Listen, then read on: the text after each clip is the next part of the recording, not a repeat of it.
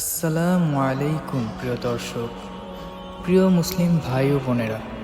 অনেক সময় আমরা অনুভব করি আমাদের রিজিক আটকে গেছে, টাকা আসে না, সঠিকভাবে কাজ হয় না, সংসারে টানাটানি চলে। অথচ আল্লাহ কোরআনে আমাদের জন্য একটি বিশেষ গ্যারান্টি দিয়েছেন।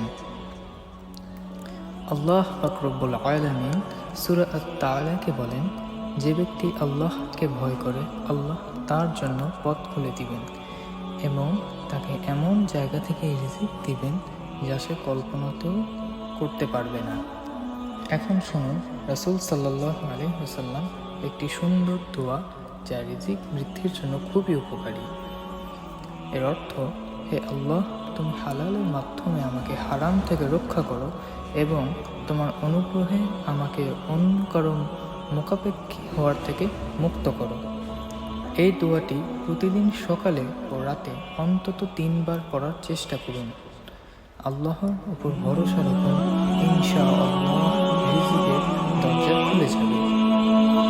ভিডিওটি যদি আপনাদের ভালো লেগে থাকে তাহলে শেয়ার করুন, কারণ অন্যের জীবনে আপনি হতে পারেন রিজিকের রাস্তা।